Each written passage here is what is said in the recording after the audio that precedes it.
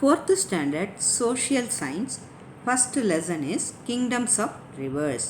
In this lesson we are going to learn about Cheras, Cholas, Pandyas and Pallavas, their capitals, ports, symbols, famous kings and their achievements. In the ancient period, early man lived in the forest and caves. Later, he started to settle along the river banks and they produced crops and started to rear cattle. Later, they grouped themselves, which led to the formation of kingdoms. Early man ஆதி மனிதன் முதல்ல காடுகளில் தான் வசிச்சுட்டு இருந்தான். காடுகள்லேயும் அங்கே இருக்க குகைகள்லேயும்.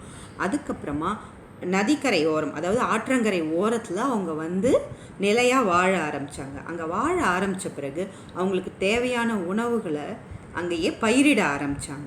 பயிரிட ஆரம்பித்த பிறகு அவங்கெல்லாம் கூட்டம் கூட்டமாக சேர்ந்து குரூப்ஸ் ஃபார்ம் பண்ணாங்க.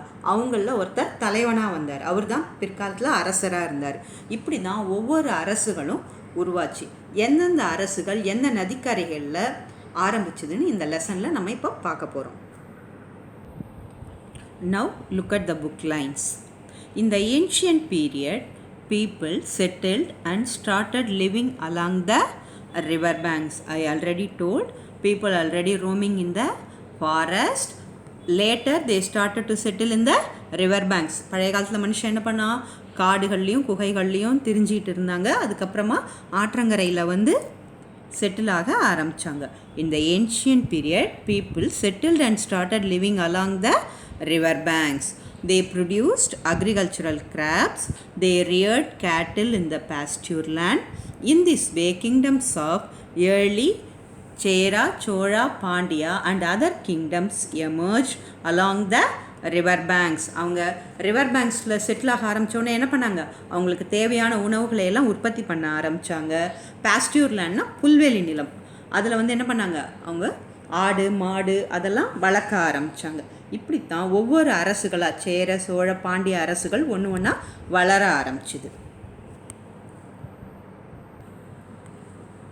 Again, I am going to read the book lines. Listen carefully. I will ask some questions to you. In the ancient period, people settled and started living along the river banks. They produced agricultural crops. They reared cattle in the pasture land. Pasture land na pulveli nilangal.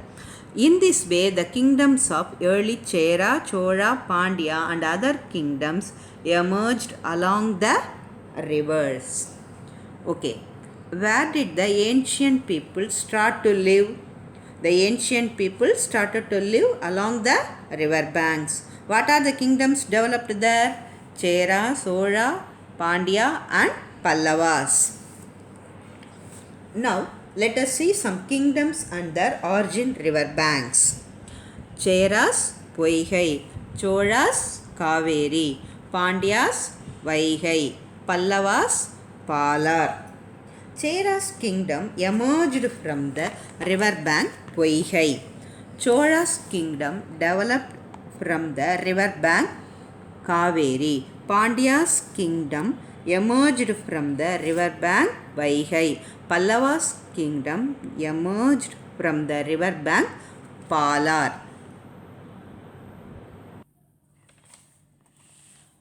Now let us see about Cheras. Cheras, Cholas, Pandyas are called மூவேந்தர்கள். Cheras were the forerunners of மூவேந்தர்கள். Forerunners-na முதன்மையானவர்கள்.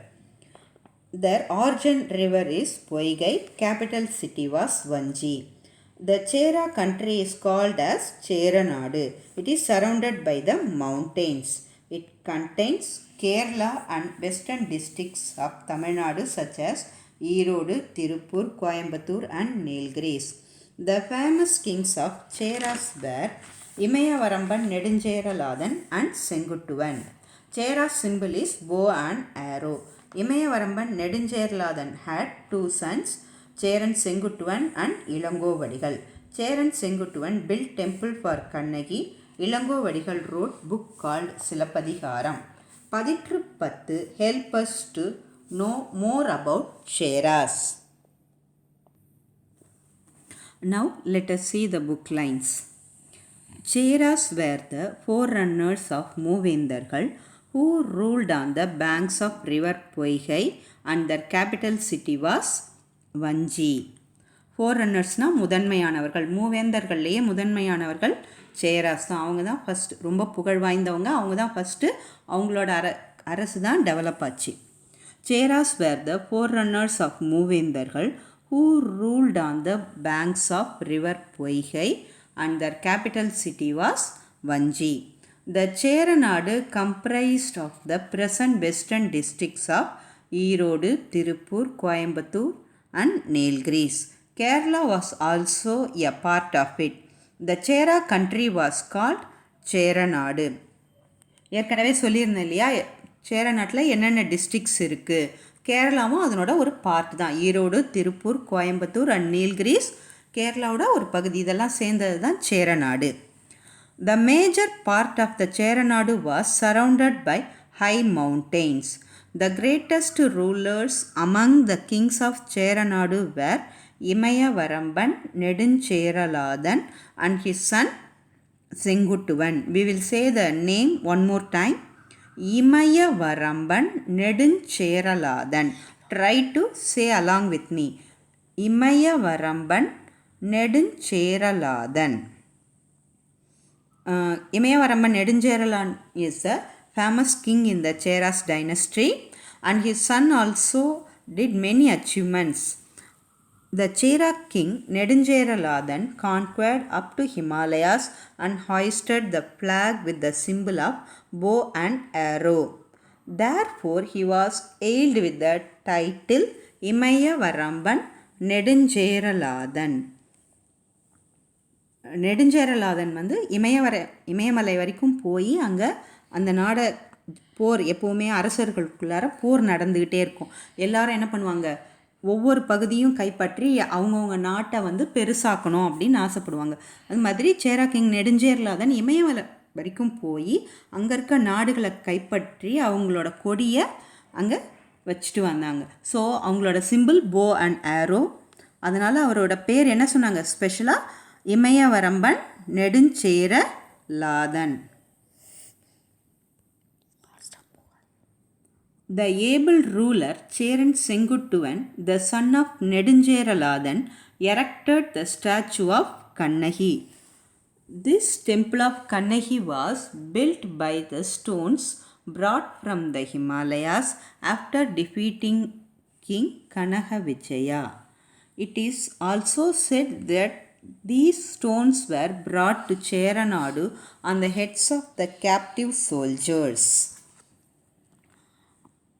Cheran Senguttuvan கண்ணகிக்கு ஒரு கோயில் கட்டினார். அந்த கோயில் கட்டின stones வந்து ரொம்ப special.